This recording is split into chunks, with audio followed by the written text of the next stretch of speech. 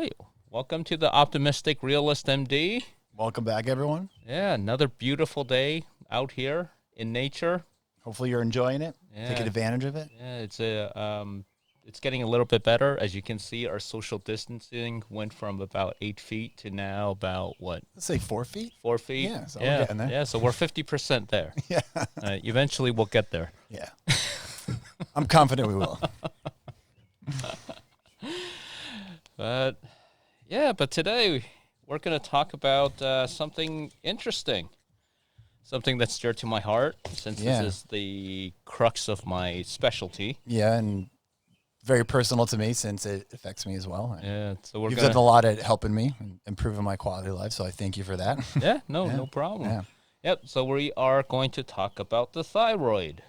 Yeah. Which is right here, around this area. Okay. So a thyroid is like a little butterfly-like gland. It's located... Actually, I think I'll have you demonstrate because you have a slightly longer neck than I do. Over here. Yep. So right by the Adam's apple. Yep. So locate your Adam's apple, and then you'll come down. Okay, you'll feel a little dimple there. That's the cricoid cartilage. You want to go down.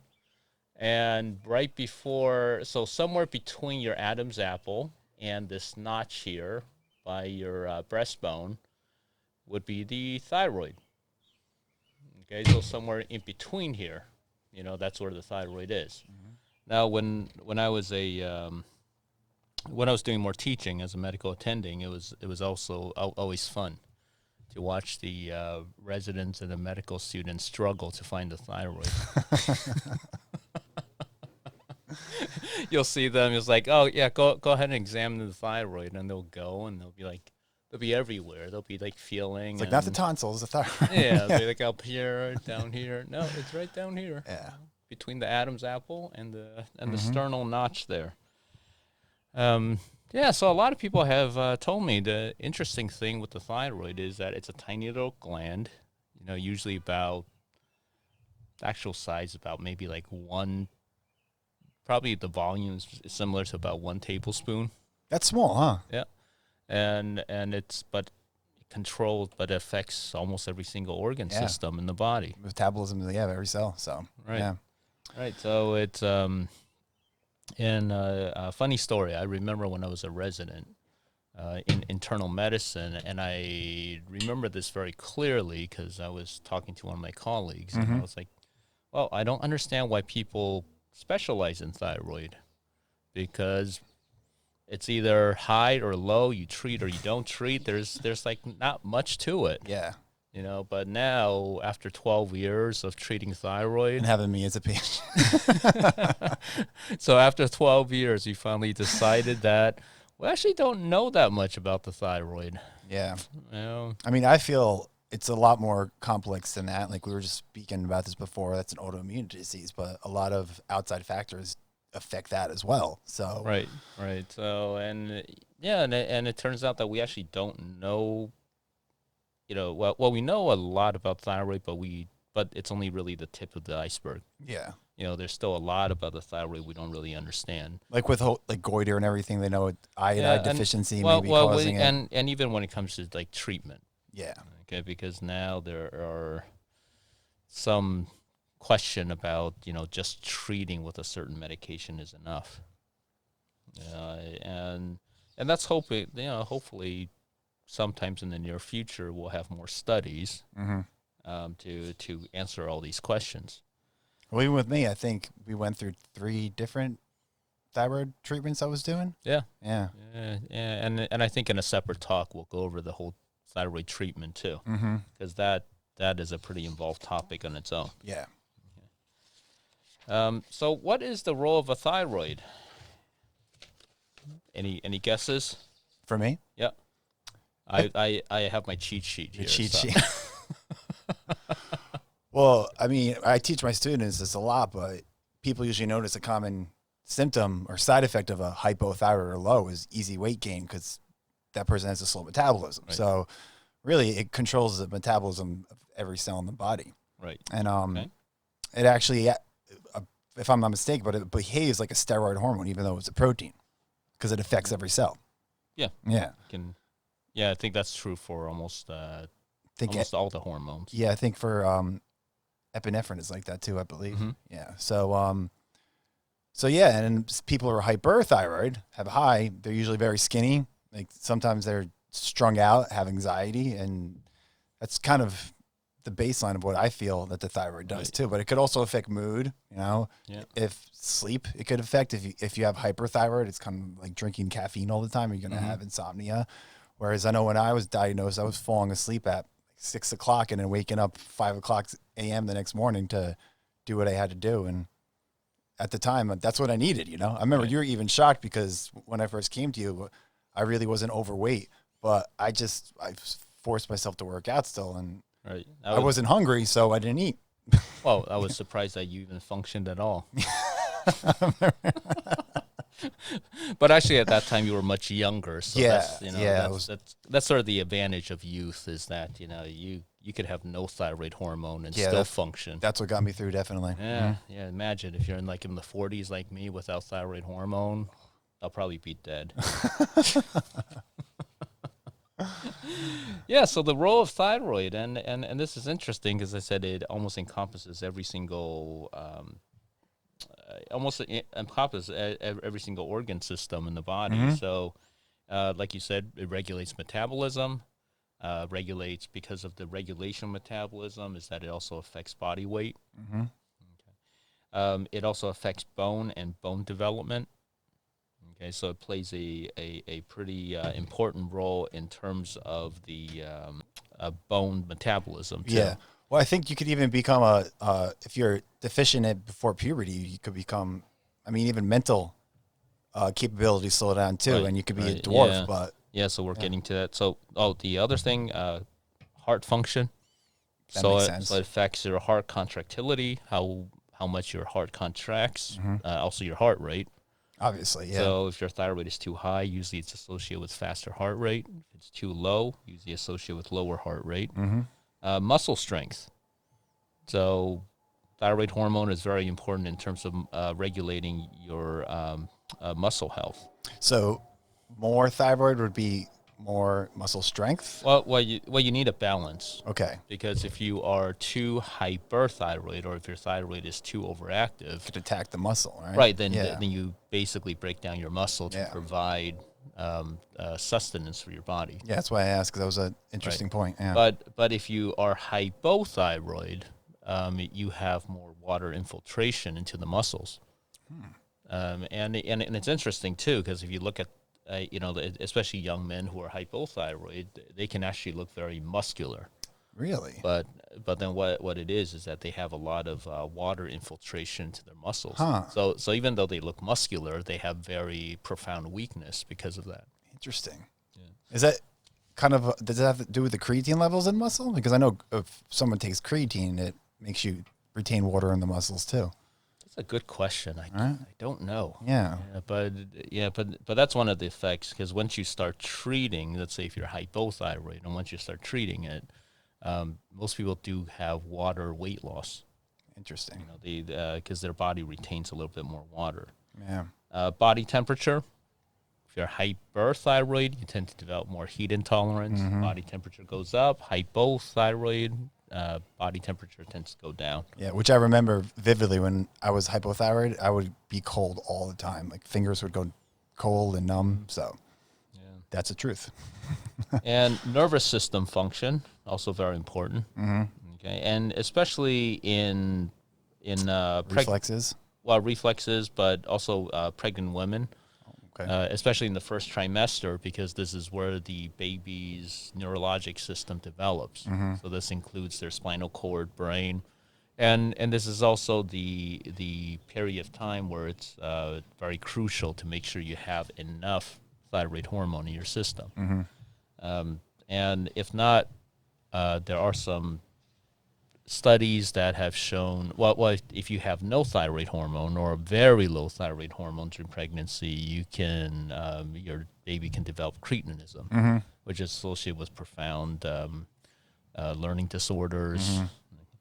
But there are some more controversial studies too that have shown that children born to women who are even subclinically hypothyroid, so mildly hypothyroid, can maybe have some learning disorders or higher risk of learning disorders later on. That's interesting.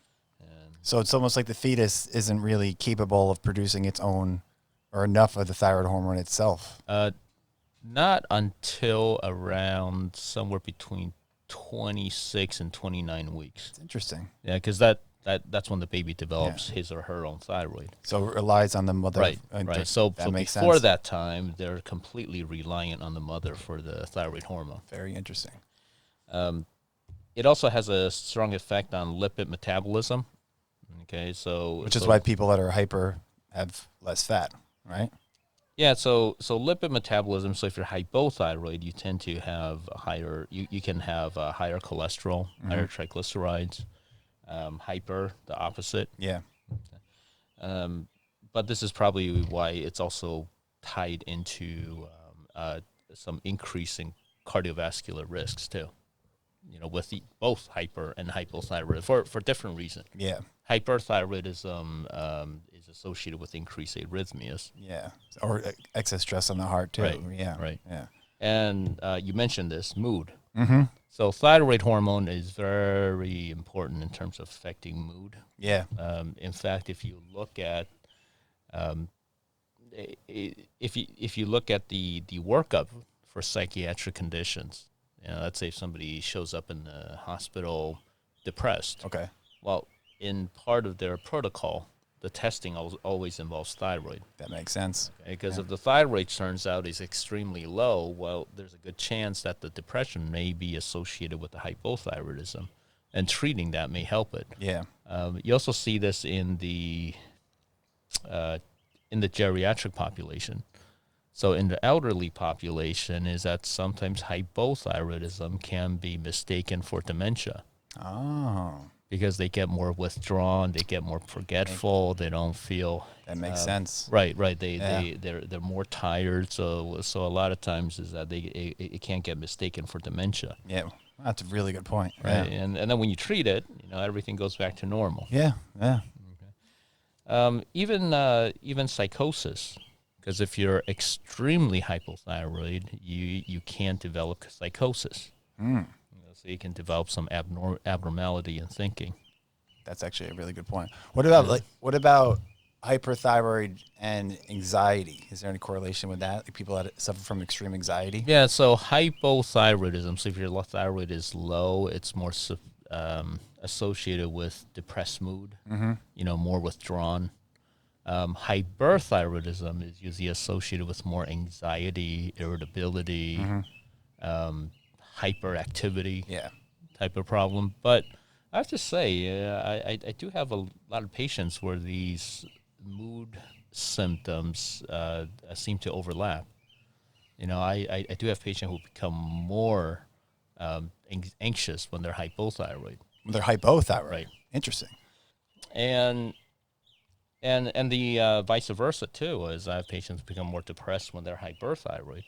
So mood is, I would say not everybody is textbook perfect. Yeah. So you have to look at the whole clinical picture. Yeah, because you could even think when you just said people who are hyperthyroid and they get depressed, that might not be because of the thyroid. Maybe they're just not getting enough sleep, and that's the reason that they're depressed. Right. And I remember, this was probably around the time that I first started seeing you, like back when I was like a young doctor.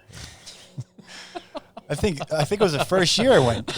Was it your first or second? I know it was pretty early. Yeah. Back in the days of the young eager years. This was like 15 years ago, by the way. I think. So I remember I also had another young patient who showed up, and she came and she was told that she has thyroid problems. Of course, she didn't have any of her information with her, so I was assessing her, and I could swear that she was hyperthyroid. I almost prescribed her hyperthyroid medications when she was at the office.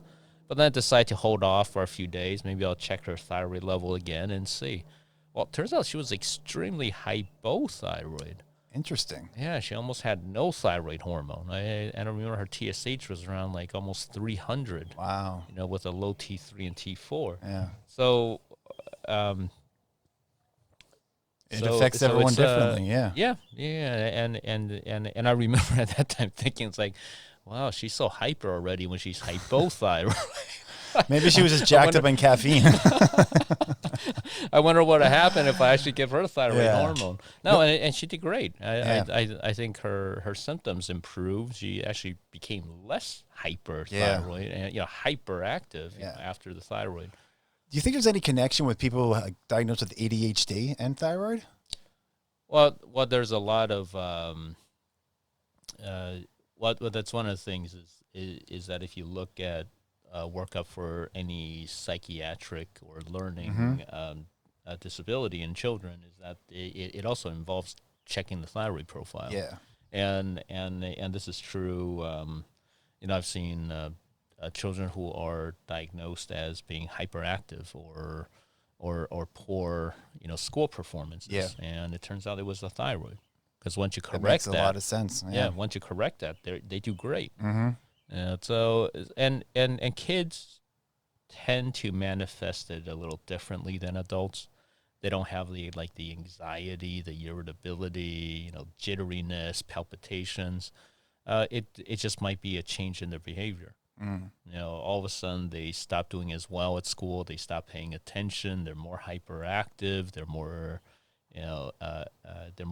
irritable, or if they're just more lethargic as usual. And again, those would warrant a workup just to make sure that the thyroid is working well. Yeah, that makes sense. And treating it does correct these symptoms. Oh yeah. So as you can see, thyroid does affect all different aspects of the body. Yeah. And I probably get this question a lot, and people are always surprised by the answer. Like, how do you maintain a healthy thyroid?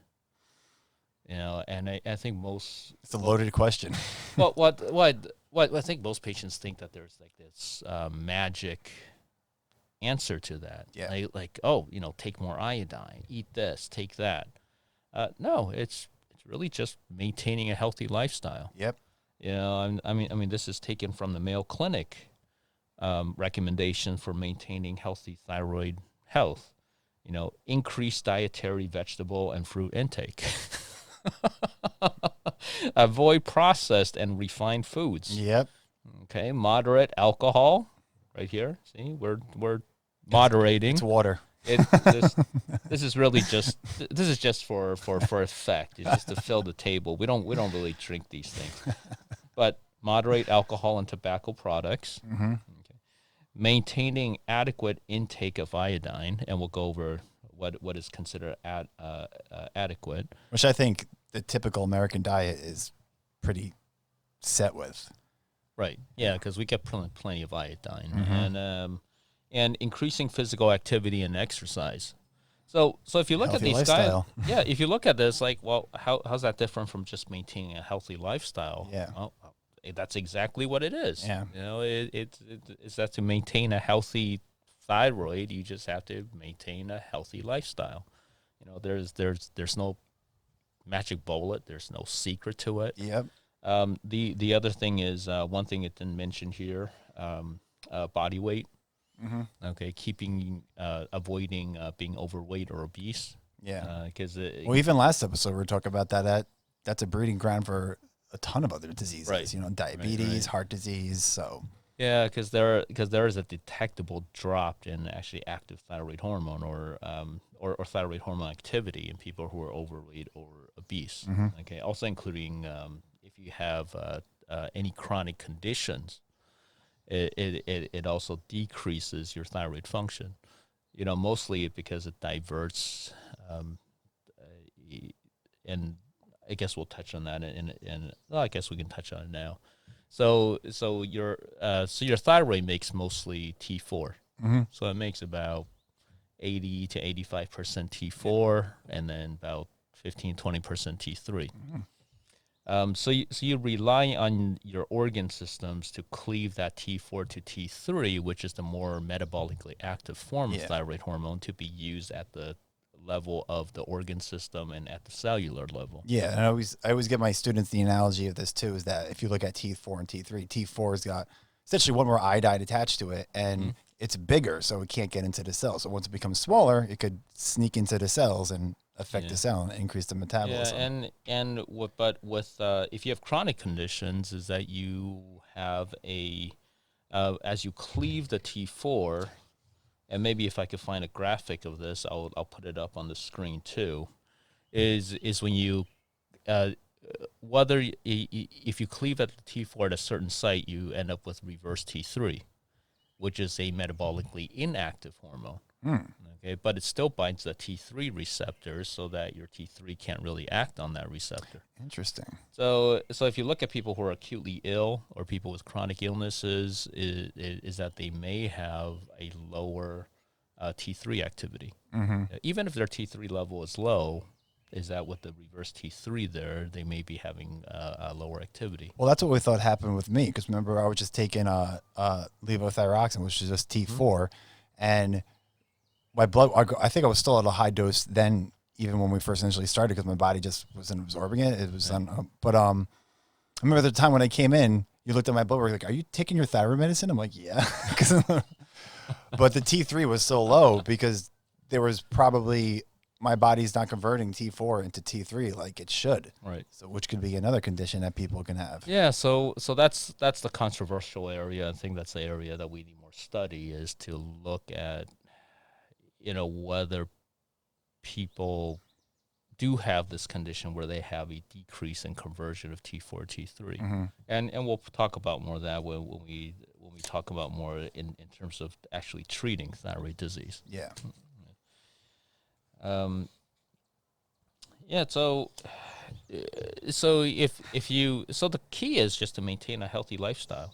I mean, there's no magic to it. It's kind of the key to everything. But bad food tastes good.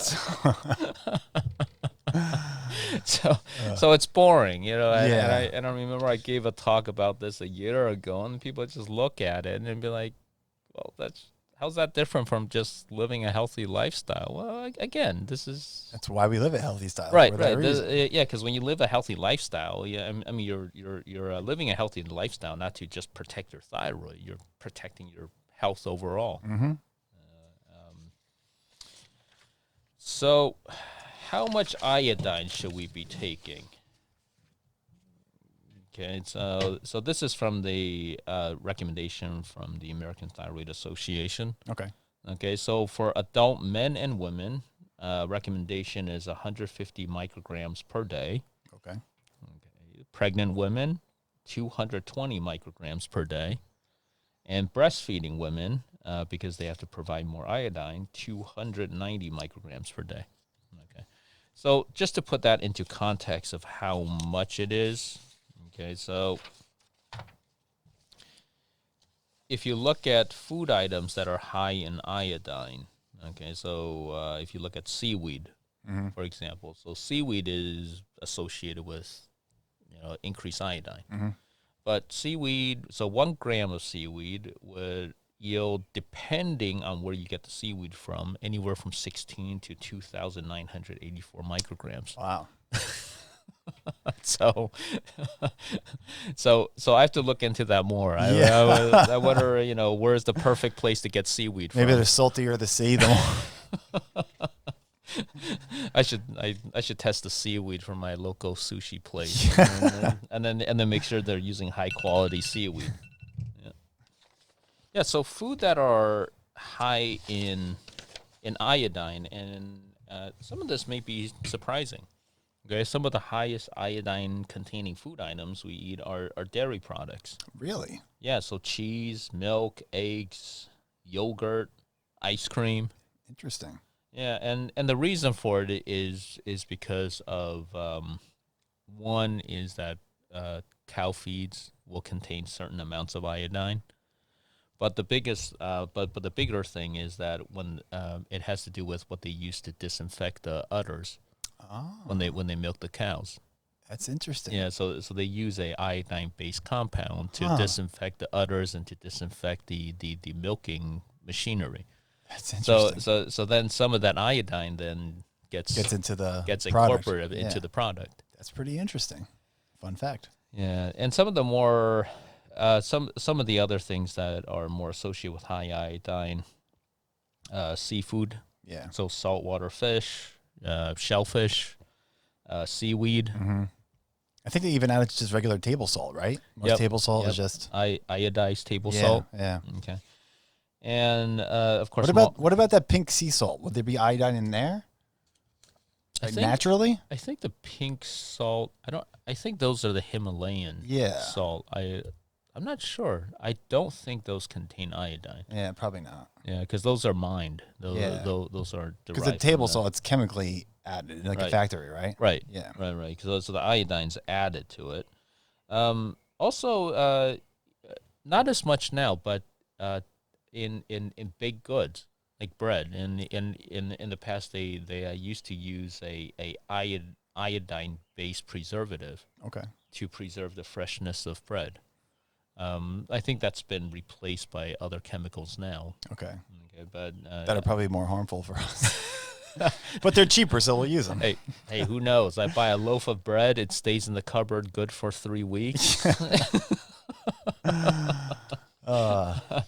But other things too that are being fortified with iodine now: soy milk, soy sauce. Mm-hmm. So just going back to the amount. So again, just to reiterate. Adult men and women, 150 micrograms per day. Pregnant women, 220 micrograms per day. Breastfeeding women, 290 micrograms per day. So how does this associate with your diet? Well, if you eat 1 cup of plain yogurt, you're getting about 75 micrograms. Okay, so you already get 75 just from eating plain. That's almost half of what you need. Right, a cup of plain yogurt, that's already half. Quarter teaspoon of iodized salt will be 71 micrograms. Okay.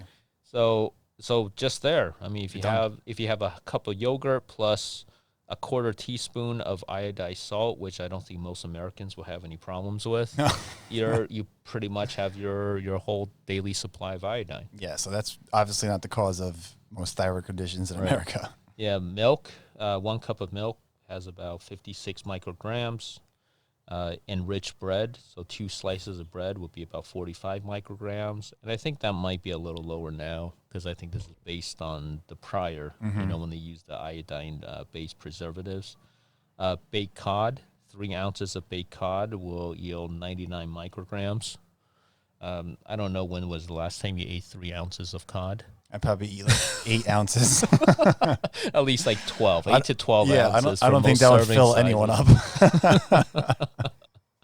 or even shrimp, 3 ounces of shrimp. What is that, like 2 shrimp? 3 ounces of shrimp is 35 micrograms. Half a cup of ice cream is 30 micrograms. And who eats half a cup of ice cream? Yeah, who eats half a cup of ice cream? Eat the whole anyways. pint. Face it, right? Right. Cheese, 1 ounce of cheese is 12 micrograms. And even fish sticks. Fish sticks I think mostly are made out of cod or flounder. Yeah, or some type of white fish. Maybe they're using tilapia now because it's cheaper and doesn't taste like anything. Yeah, so they're usually made of saltwater fish. So we're looking at 54 micrograms there. Okay.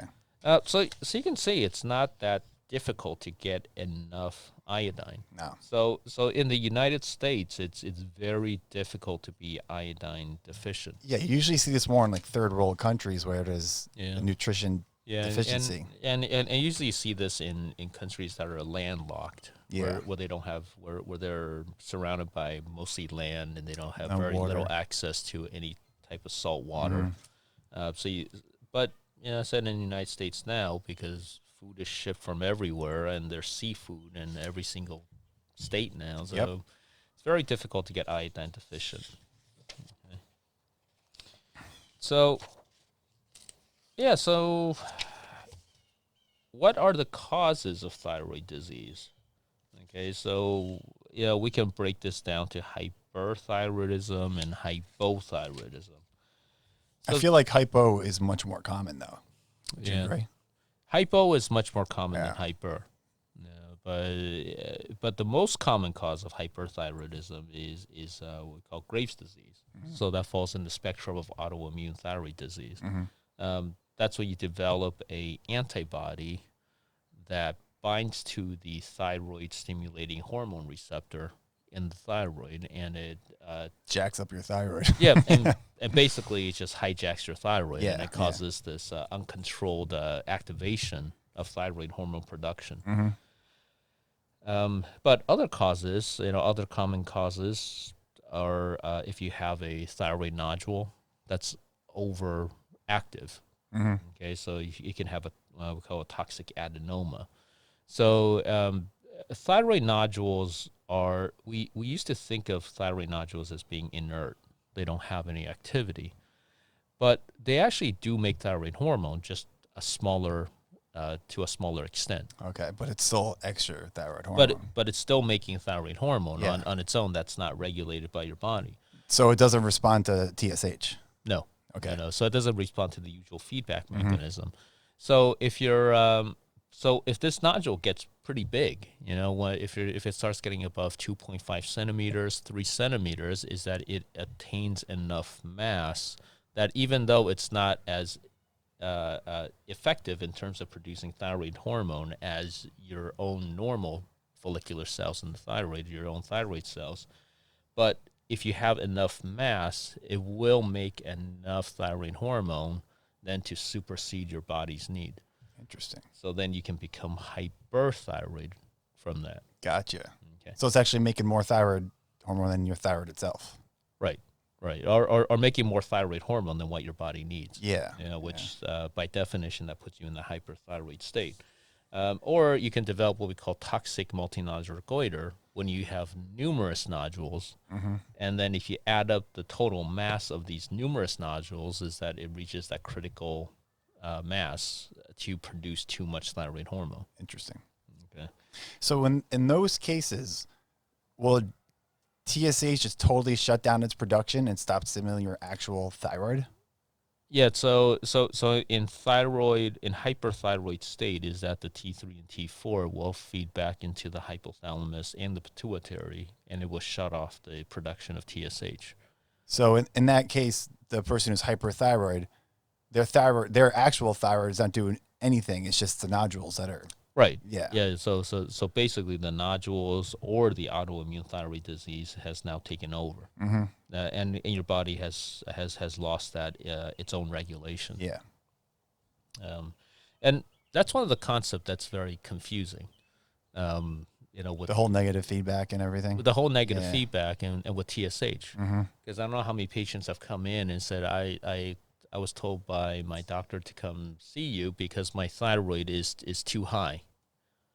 And when you look at it, it's like they just test TSH. Yeah. No. When you look at it and when you finally get their blood test, you're like, oh, your TSH is too high. Well, if your TSH is too high, that means your thyroid hormone's actually too low. Yeah.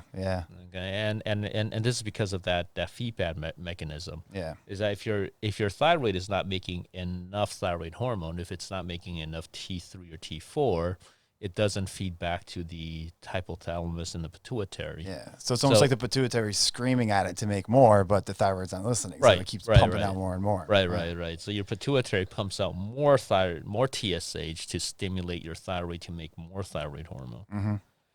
So this is a concept that I think a lot of people are very confused about. Is when I tell them that their TSH is high, a lot of them kind of look at me. It's like, so if my thyroid is high, then why are you giving me thyroid hormone?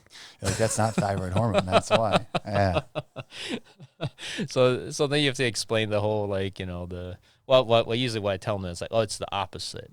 Yeah. It's like just look at the scale. If your thyroid hormone goes up, your TSH will go down. If your TSH, your thyroid hormone goes down, your TSH will go up. See, I don't know what you think, but I guess it's just based upon my condition is that I had both low TSH and low thyroid because my problem was my pituitary. Right. But I feel like whenever just any general practitioner tests for thyroid function, why not just test for all three? It's just an extra test, Well, because for 99% of people out there, screening the TSH will tell you if you have thyroid problem. So you're saying I'm a weirdo? Thanks. Well, you're special. Special. It's a better word. What that means, but what that means is that you're in the exceptional 1%. I'm unique. No, but most thyroid disease can be picked up just by screening TSH levels. That makes sense. You know, and then if the TSH is abnormal, then you go further and then you test, you know, T3, T4 levels, thyroid antibodies. Yeah. To see. But you can see how cases like yours would fall through the cracks if you just test TSH. Yeah, because it was low. Right. Yeah. Because if your pituitary is not making TSH, you know, then your TSH will come back at 0.5, for example, and they'll assume that you're hyperthyroid. Yeah. Thankfully, I got that full spectrum of blood work done because I would have never figured it out. Right. Yeah. Yeah, and then there are less. There are also rare conditions that causes hyperthyroidism. So you can get a pituitary adenoma that makes too much TSH. Mm-hmm. So then that overstimulates your thyroid. I've only seen that twice in my career. Yeah, I feel like that'd be rare. Yeah, so that's pretty rare. And you can also have a neoplastic disease. You can have a tumor that hypersecretes TSH. So one of the classic examples that we're always taught in medical school is struma ovarii. Okay. Which is you develop thyroid tissue inside one of your eggs, your ovaries, and then that starts making thyroid hormone. Interesting. Yeah, so I've only seen that once in medical school. It's the first I've ever heard of that. That's really interesting. It's very rare, but that's one of the things that we always keep in mind. Well, it's funny as a medical student, because you were taught to look for zebras. If you ask a medical student what is a cause of hyperthyroidism, most medical students will say struma ovarii. because that's what they learn. Yeah, but that's what they learn in textbooks. Yeah, chapters on hyperthyroidism is there's always a big, they make a big fuss about struma ovarii, even though most endocrinologists probably won't see one in their lifetime. Yeah, because it's so rare. That's funny.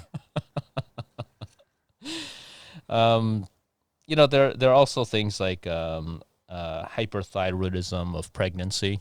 Mm-hmm. Okay, and we see that's pretty common, I feel. Yeah, and we see that a lot, and that's because when you get pregnant, the HCG hormone shares some homologous molecular structures to TSH. Really? So HCG, which is the pregnancy hormone, can actually stimulate the thyroid to make more thyroid hormone, and this is one of the mechanisms how pregnant women increase the production of thyroid hormone to meet the demands of pregnancy. That's interesting. Yeah, that makes sense. Yeah, because the demand of thyroid hormone in pregnancy can go up quite significantly. Mm-hmm. In my patient population, I've seen it gone up from like 25%, even up to 50%. Wow. More. And this has to do with the change in the hormones in the body. This has to do with the protein binding. Because of course, when hormone binds to protein, it becomes inactive. Yeah. And then, so now you need more hormones then to overcome that to have enough free hormones.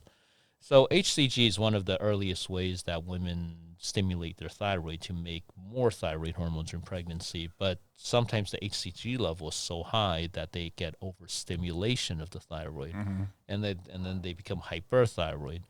And this can be this can be associated with what we call, with excessive nausea, vomiting, especially in the first trimester of pregnancy. That's what causes morning sickness, I guess, then, right? Right. It's one of the causes of that. If it's more severe, you can develop hyperemesis gravidarum, which is just excessive vomiting with pregnancy. And that can be quite severe. But luckily, HCG levels drop significantly by the time you hit second trimester. Mm-hmm. So most women with hyperemesis gravidarum do improve significantly by the time they get to the second trimester. Makes sense. In the same line is that you can get what we call molar pregnancy. Okay, where you can get a fertilized egg, but it doesn't have a viable fetus or embryo. Okay. But it still produces large amounts of HCG. Interesting. And women can get extremely hyperthyroid from this. I feel like that's really rare. It's not common. Yeah. I have to get around to asking an OBGYN colleague to see how often it is. I know you see it sometimes. Is that you see these molar pregnancies, but one of the first signs of it is you develop severe nausea and vomiting from that. Interesting. Right. And then there are other causes, like if you have a what we call subacute thyroiditis, when you have a temporary inflammation of the thyroid. So when you have an inflammation and destruction of thyroid tissue, is that you start leaking out the stored thyroid hormone, and that can cause temporary hyperthyroidism. Okay. Is there something usually associated with that inflammation, or it's just kind of random? So different things can cause it. It's very popular during the postpartum period. Okay. So after giving birth and with all the changes in the hormones and your immune system, is that you can develop this inflammation of the thyroid. I feel so bad for women. They have it so much harder than men. I know. Well, if you look at what women have to put through with pregnancy, yeah, it's just in general. Yeah, it's crazy. Yeah. And if you look at the reproductive system as a whole, you wonder how people even get pregnant. Yeah. It's so complex. Yeah, it's like, because so many conditions have to be just right. You have to meet all of the criteria to become pregnant. Yep. So sometimes when you look at it, you're like, wow, how do we even survive as a species? Yeah. Because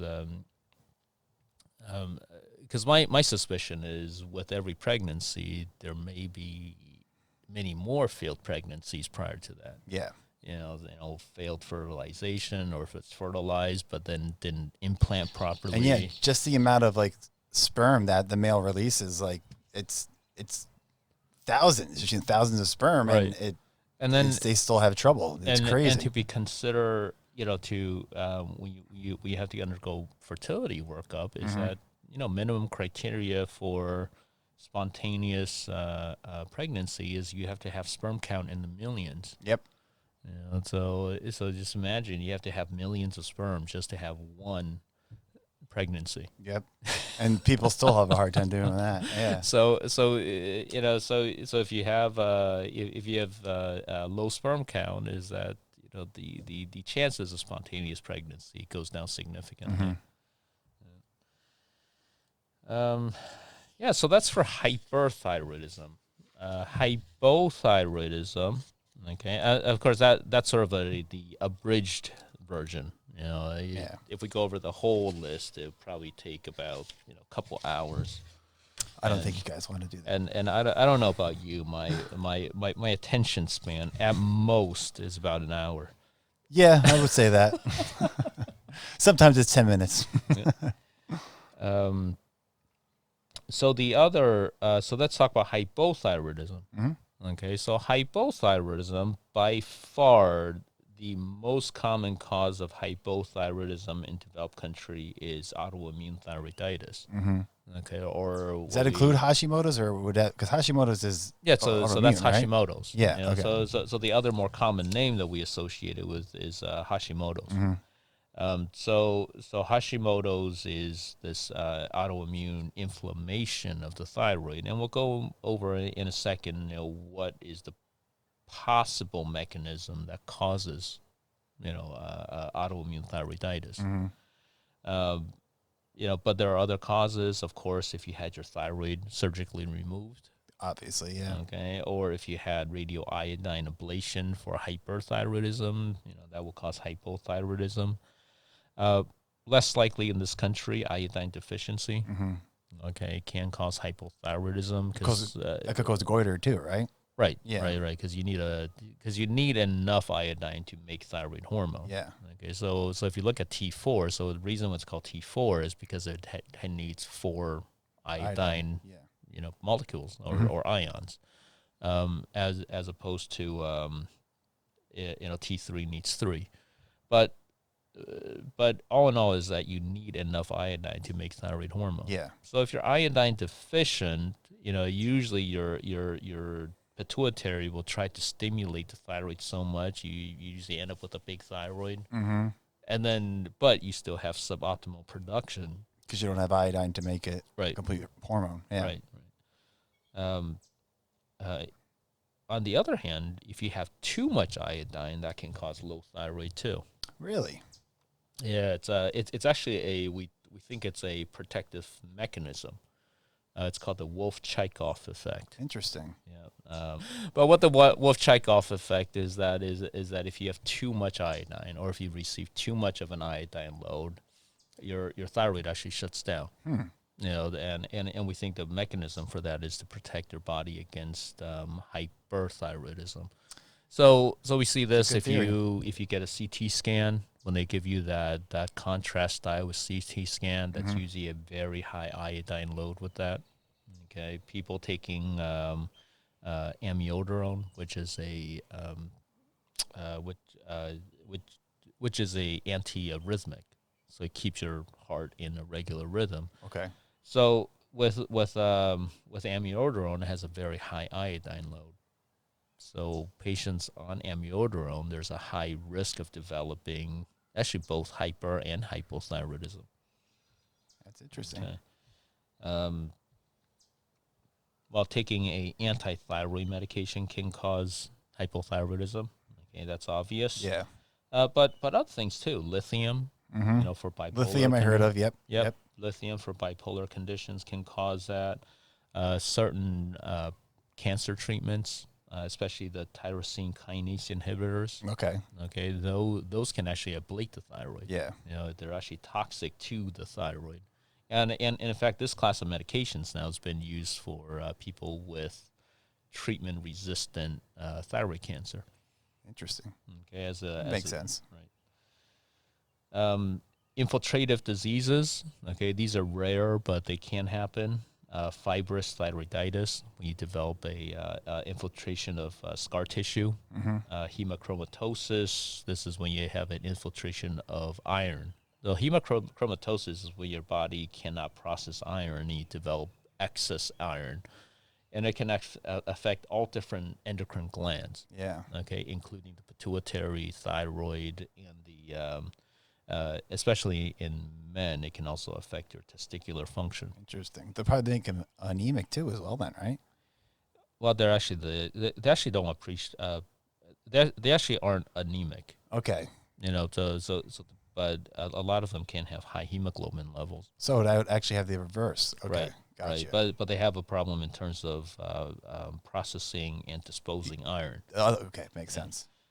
Other infiltrative diseases, sarcoidosis, which is an autoimmune condition. It's what we call granulomatous disease, where you have an infiltration of these inflammatory cells into the thyroid, and that can destroy thyroid tissue. Okay. And then there are congenital causes. Some people are born without thyroid, or born with a small thyroid or defective thyroid. Okay. Thyroid hormone. This is interesting. I may actually have a patient with this rare condition where they have thyroid hormone resistance. Wow. Yeah. So it's actually the body doesn't respond as well to thyroid hormones, so they need a extremely high level of T3 and T4 to maintain normal thyroid function. And actually, I think that's my case as well. Yeah. In your case, because I'm taking 240 milligrams of the MP thyroid now. Right. What's the average dose? So 240. Yeah. So 60 milligrams is about 100 micrograms of Synthroid.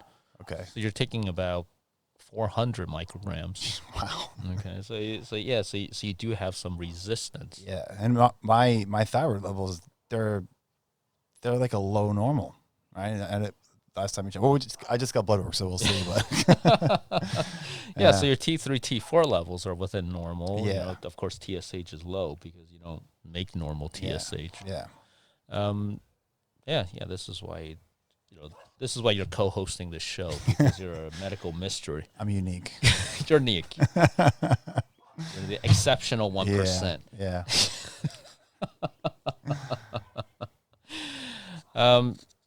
Yeah, so those are common, some of the causes of hypothyroidism. Yeah.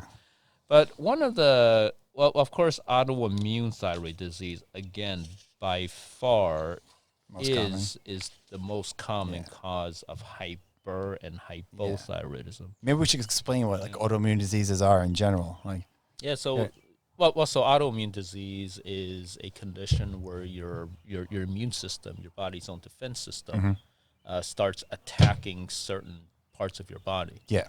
Okay, so and it does it by producing antibodies against it, right? Well, it could be antibody. It could be antibodies. It could be that it triggers like cytotoxic cells or T cell, activation. But in the end, the common mechanism is that it triggers a inflammatory response. Yeah. So the more common ones, so like rheumatoid arthritis, okay, is that you develop an immune response to certain certain molecules, associated with your joints. Yeah. Okay. Lupus. What about gout? Is gout autoimmune? Gout is not autoimmune. Gout is caused by it's like an allergy, maybe.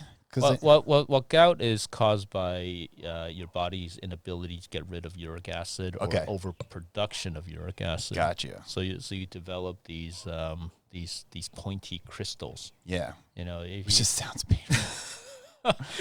Pointy crystals in your joints. Oh yeah. It's amazing. If you look at these crystals under a microscope, they look like needles, and they look like they actually hurt. Yeah. So gout is a little bit different. Gout is more of a metabolic condition. It's also associated with being overweight or obese too. Healthy lifestyle, people. Yeah, healthy lifestyle. It's the key. Can't emphasize it enough, right? Yeah. And I'm pretty sure from watching our past talks, they people are probably bored about hearing about healthy lifestyle. They're like, enough already, move on. Tell us something fun. Yeah. Yeah, so with autoimmune thyroiditis is basically your immune system is responding to your thyroid as it would a foreign substance. Yeah. Or bacteria or virus. So it's causing this chronic inflammation within the thyroid. So we don't really know what causes autoimmune thyroiditis. Okay, I feel like it's all genetics, and like I'm really a firm believer that you have these genes there, and I think that's what happened to me. My sister even spoke about it, and you have these genes that you're predisposed to a certain condition, but they're not active. Right. And then, you overdo it, you have an unhealthy lifestyle, and enough stress causes these genes to turn on, and that's what, causes these diseases to develop. Yeah, so that's one of the theories is that you may inherit genes that make you more predisposed to autoimmune condition. Yeah, so there's a large genetic component to autoimmune thyroid disease, because if you look at genetic siblings, so if your sister has thyroid disease, you're at greater than 20. You're 20 times the risk of developing thyroid disease, which makes sense, so that we both have issues with that, right? And even if you look at identical twins, they have about 30 to 60% concordance rate. So that's actually fairly high. It's really high, And if you look at certain genetic syndromes, if you look at Down syndrome or Turner syndrome, so Down syndrome, so if you look at these two, is that they have a higher risk of autoimmune thyroid disease. So all this just points to a higher genetic predisposition, and also we know that women develop thyroid disease more than men do. Yeah. I was always wondering if that was how to deal with the hormones and the estrogen and everything. Yeah, so it might deal with the hormones itself. It might just deal with in general, women are just more complex than we are. Much more. Props to you, woman. Right? So women are at 5 times the risk of developing thyroid disease than men. Yeah, that would make sense. Right. Yeah, but there are other theories out there, other than genetics. There's this whole idea of molecular mimicry. Okay, so what that means is that you are infected by a virus or bacteria that somehow has similar antigens to what your thyroid makes. So antigens are the surface molecules that your immune system reacts to.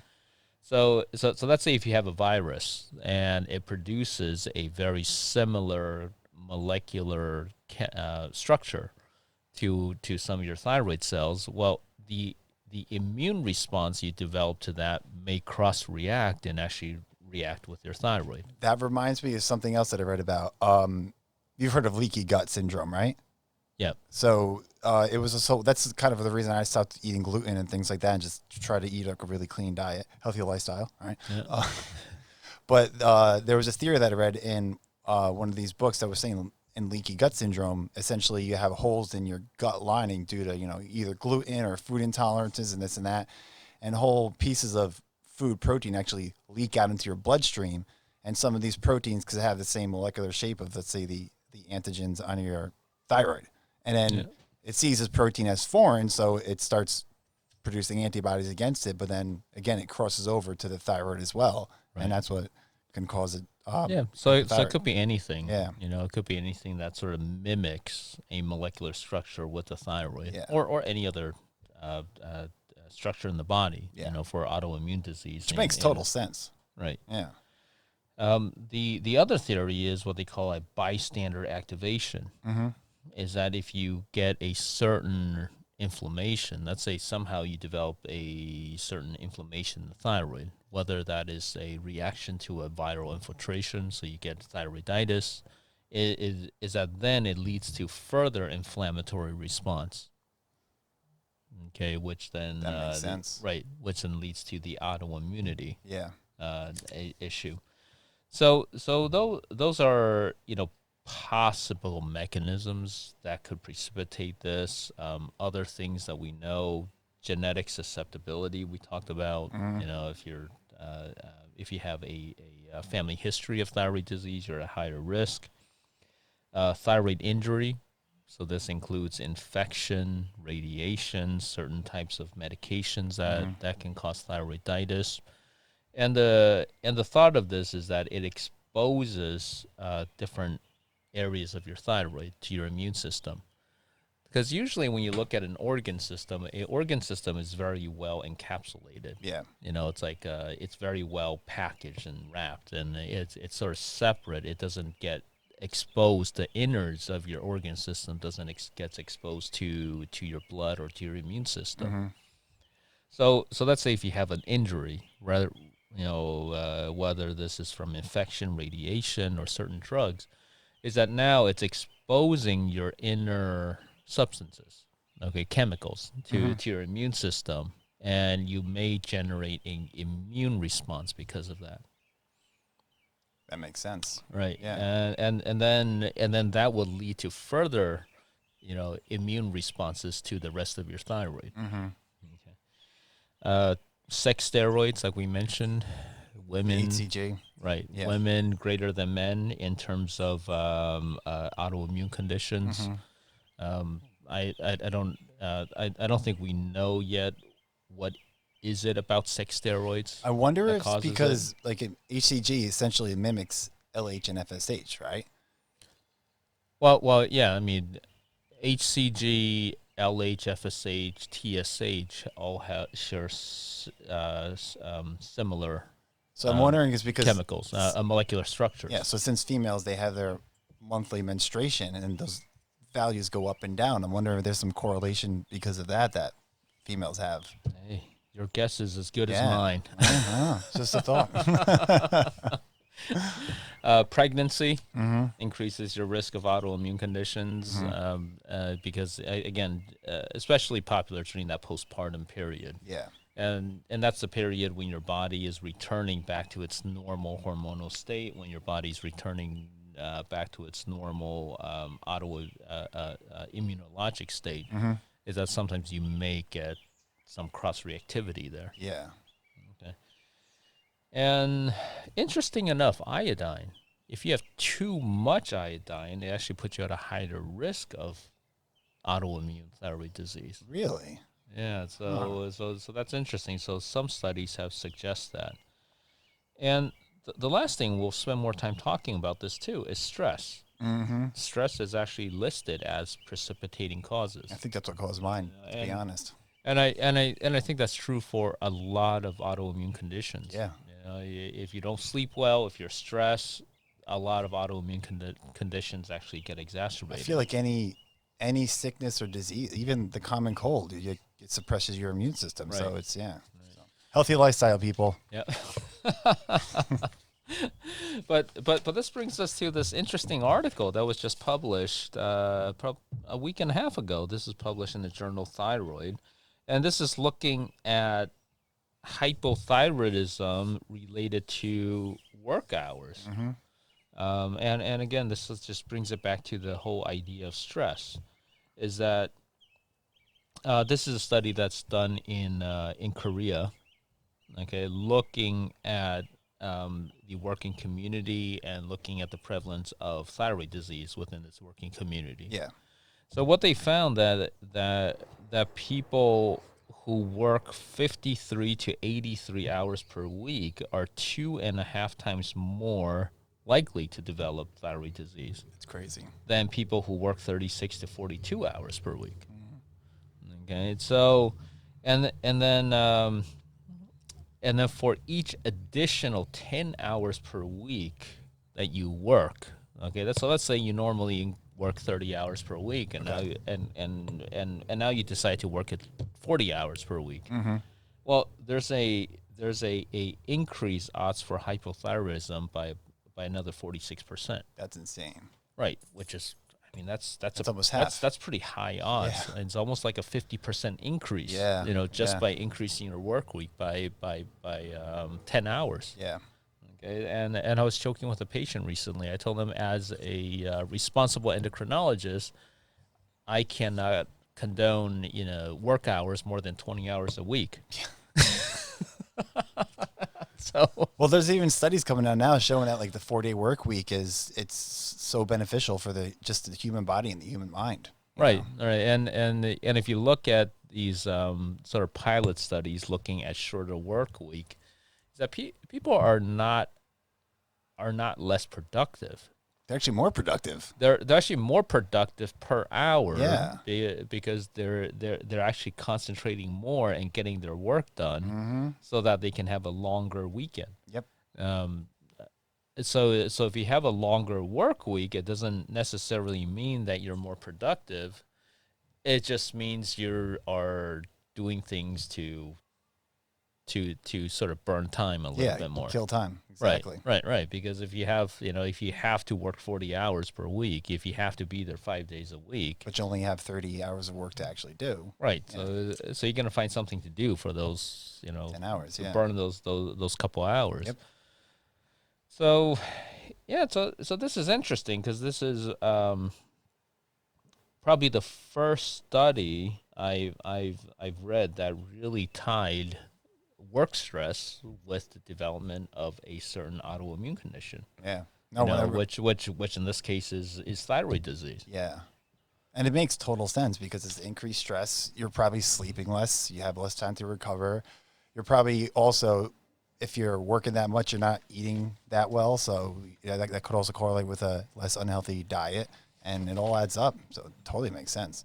Yeah. And you're probably, you're like you said, you're probably eating more fast food. Yep. Because you're at work. For convenience. Right. Because you're at work. You have to grab something quickly. Mm-hmm. You're probably eating things that are not as healthy for you. Mm-hmm. Less sleep, which we know is now is associated with higher inflammatory factor too. Yep. So, yeah. So this I'm hoping more studies like this will come out. Yeah. as a way to sort of maximize our health versus work. And I'm more hoping that something is done about it. Right. More importantly.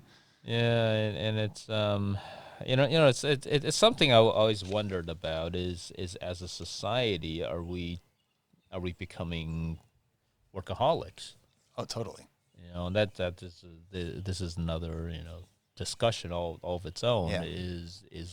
Well, one is, why are we working so hard? And all the time. Yeah. Yeah. It means we should be relaxing more just to maximize our health. Yeah. And productivity. Right. On top of that. So, one of the questions I always get asked, especially when I diagnose somebody with Hashimoto's or autoimmune thyroid disease, is what can I do to change it?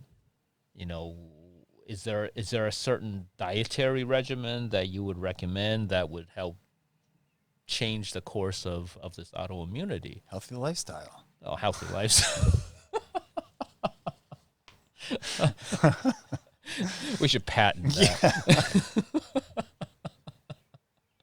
Yeah. But as far as studies go to look at certain diets as it affects the thyroid, there really aren't that many. Yeah. And in fact, prior to this, I was scouring the internet looking for any studies that look at correlating, diet with thyroid disease, and all I could find is probably one study. Really? Or maybe 1.5 studies, and these are all published in more obscure medical journals,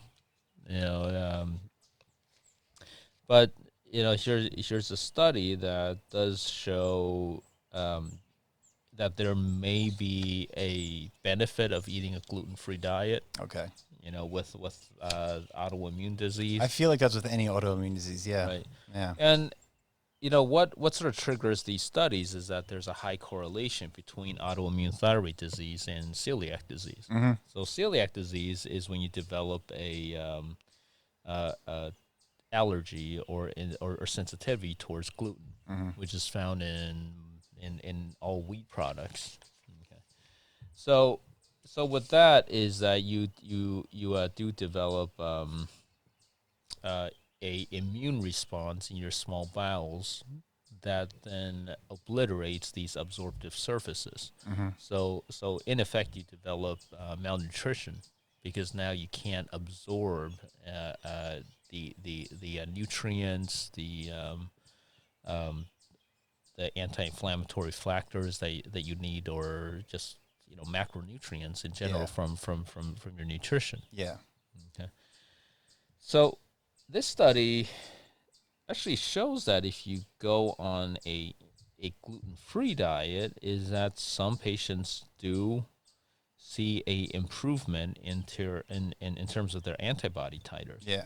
Well, I remember when I first was diagnosed, and you actually recommended to me to try cutting out gluten, and that was right around the time I started, doing CrossFit, and then they were big on paleo at the time, so paleo was naturally gluten-free. And I remember I stopped eating gluten totally. I don't know if you remember, but I was like, I want to try not taking the medication. You were like, if you want, go ahead, but so I did, and for I would say probably about like 3 or 4 months, I felt fine. Yeah. And then I just hit a wall and I crashed, and we did blood work again, and my levels are way down. So I'm wondering if, when I did that, it kind of gave my pituitary like one last kick to work, and then it just kind of puttered out after that. Yeah. Well, we don't know. We don't know. I mean, maybe you maximize whatever whatever capability your body is able to function. Yeah. Yeah. Remember that time? I think I told you to knock yourself out. Yeah, you were like, my advice against it, but do whatever you want. Have fun with it. Yeah, I was on this anti-medication thing and everything natural. So yeah, it's like, have fun with it, but if you feel like crap, come back and we'll do something about it. And I was back. Yeah, but it's interesting too, because 10-15% of people with positive thyroid antibodies, their thyroid function never gets worse, Yeah. or never progresses. That's interesting. And we don't know what the factor is that determines whether it progresses or not progresses. The bigger question is, does thyroid antibody levels actually correlate with the severity of your thyroid Thyroid disease? function, yeah. Right. Which a lot of times it doesn't. You Yeah. know, I have thyroid. I have patients who come in with thyroid peroxidase antibody levels that are 2,000, and they're still maintaining normal thyroid function. Interesting. You know, Yeah. or I have somebody come in and it's just like minimally elevated, and they're profoundly hypothyroid. Yeah. So I think there's a lot of questions there that needs to be answered. Is that you know, especially when papers like this come out and they look specifically at the titers of thyroid hormone, is that does that really correlate to your disease condition, or is that just a number? Maybe just well, let me put it this way: if everybody ate a gluten-free diet, they would be healthier. Yeah. This is true. Because gluten by itself is a inflammatory factor. Yeah, yeah. You know, if you eat gluten by itself, is that it is going to induce a higher inflammatory response in your body. And probably destroy your stomach. Right. So when you look at studies like this, is that, well, is it really improving the thyroid disease, or is it just cooling off your immune system so that your immune system is not as active? That's an excellent point, actually. Right. That's probably the case of it, because that's why, you know, people who do go gluten free, a lot of other ailments that they have seem to disappear. Right. And I can say, you know, most people who go on a gluten free diet after 2 or 3 weeks will feel terrific. I mean, yeah, I remember the change. It was like night and day. Right. It was crazy. And it's just a matter of you know, if you could keep yourself from the temptations of going back on on gluten. I feel like it's pretty easy now because they have so many gluten-free products, you know? Right, because everything is labeled now. Yeah, and if you don't have celiacs, and let's say you want a piece or two of pizza one day, if you do it once, it's not going to really cause much, you know, derailment. Yeah, but you can never just have one slice of pizza. This is true. You know, well, let me take that back. If it's a New York's those are pretty big pieces. Slices. Or the ones down the shore. Yeah. Yeah. If remember, you have the seaside pizza, their pieces were like the size of this. Yeah. I mean, that's one slice. Yeah. I mean, down the shore, you get like one slice. It's like the size of a whole pizza. Yeah. It's so good too. Yeah. So I think what it means is that we still need more studies. Yeah. Okay. Looking at these factors and not so much just concentrating on the antibody level itself, you know, and sometimes it may even require it to be a little bit more invasive. Okay, maybe it would require serial biopsies of your thyroid to take a look at these actual immune cells or these inflammatory cells in the thyroid. You know, because with Hashimoto's is that it's characterized by what we call a lymphocytic infiltration. So you have these lymphocytes that are occupying most of your thyroid, you know, causing initially pockets of lymphocytes, but eventually your whole thyroid gets taken over by these lymphocytes. So maybe it will require, you know, serial core biopsies to really look at whether you have less lymphocytes. Okay, so so instead of just measuring these antibody levels, which sometimes it's variable. You know, it's variable depending on the status of your body. This is another study looking at the nutrients, nutrition that's been associated with thyroid or autoimmune thyroid disease, or more specifically Hashimoto's. Okay. So this review article concentrates on iodine, which we already touched on before. But the other lesser known is selenium and vitamin D. Okay. Okay, because they find because prior studies have shown that patients with Hashimoto's tend to have lower selenium level and lower vitamin D level. Yeah. I feel like vitamin D, just impacts so much on the body. Right. Yeah. Yeah, so both of these, both vitamin D and selenium, has been found in other studies to have anti-inflammatory effects. Okay. Okay.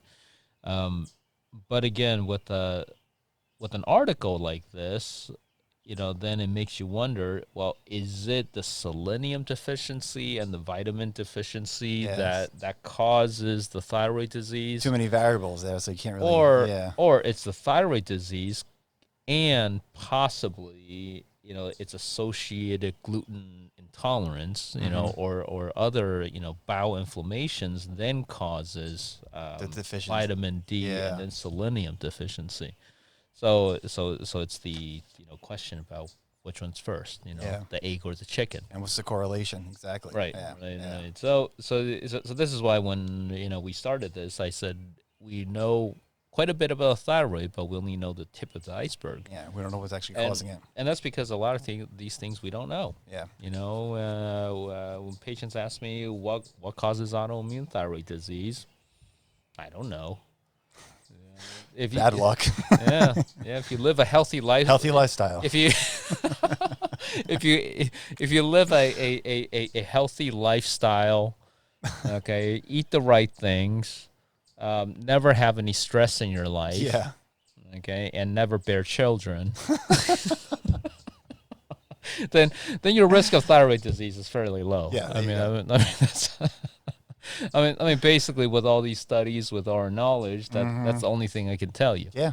But in terms of treatments to prevent autoimmune thyroid disease, is that we don't know. Yeah. We let's say if you have a strong family history, your grandmother, your mother, your older sister all have thyroid disease, and then you decide you want to prevent it. Well, the only thing I can tell you now is healthy lifestyle. Healthy lifestyle.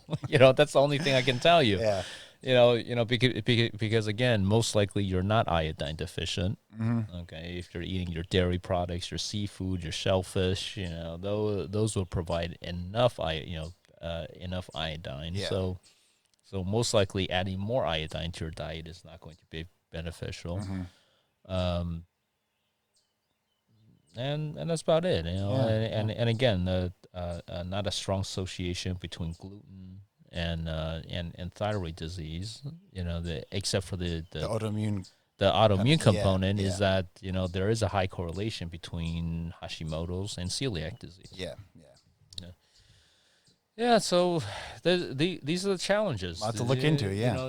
These are the challenges we have in terms of decreasing, maybe preventing the development of thyroid disease. Yeah. And one of the things too, and this is one of the debate I have with my colleagues, is that there hasn't been a lot of studies looking at diet and thyroid disease. Diet and thyroid disease, because everybody thinks that we have thyroid hormone replacement. Yeah. So what's the point? Just covering it up. Yeah. Yeah. If you have thyroid disease or thyroid falls low, you just replace it. Mm-hmm.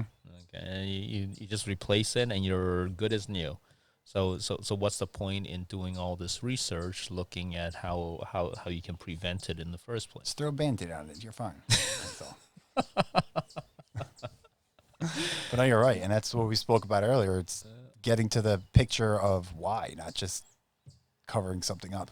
Right. Yeah. Right. So it's really, again, I hate to beat it to death, but it's really about your lifestyle. Yep. Okay. Your work stress, your life stress, your nutrition. Mm-hmm. Okay. All of these contribute to this underlying inflammatory state. So, yeah, there's no easy way around it, unfortunately. Yeah. Yeah. I wish I would. But there is one way. Yeah. Healthy lifestyle. That's the one way. Healthy lifestyle. With Nick's face attached to it, and a martini in my hand, and a martini, and then we'll patent that. Too funny. Yeah. So Yeah, but I think we should do another segment, just on thyroid treatment alone. Yeah, that'd be exciting. Because there's a lot of controversy looking into that too, and the controversy between synthetic thyroid hormone versus natural, or porcine. Yeah. Which is pig. Yeah, natural is a tricky word. Yeah. Because I always tell people it's natural if you're a pig. Yeah. Because anything that has to be compounded into a pill by definition is not natural after all. But the benefits of synthetic, the benefits of more, I guess you'll call it organic, maybe not organic, because I guess organic has a different meaning of its own. Yeah. Yeah, I don't know what you would call it. Not chemically made in a lab. Yeah. Yeah. So that's something we'll discuss further. Yeah. And I've been on both, so yeah. Then you can share your experience with us about how it goes. Yeah. Sounds good. All right. Cool. So, well, thank you for joining us again. Thank you for listening. Hopefully next time, by next time, our distance here will keep getting shorter. Yeah. And then I think it will be. Yeah. And don't forget, healthy lifestyle. Yeah. And like we've mentioned earlier on our prior episodes, is that if you have any suggestions or if you have anything or topics any topics related to endocrinology you would like us to discuss further, please let us know. You can either email us optimisticrealistmd@gmail.com, or you can just leave a comment for us in terms of what you are interested in learning more about. We'd love to hear from you. Yeah. And we'll keep bringing you interesting martinis with each episode too. Yeah. That's the best part. All right, guys. Till next time. Have a good one. Take care.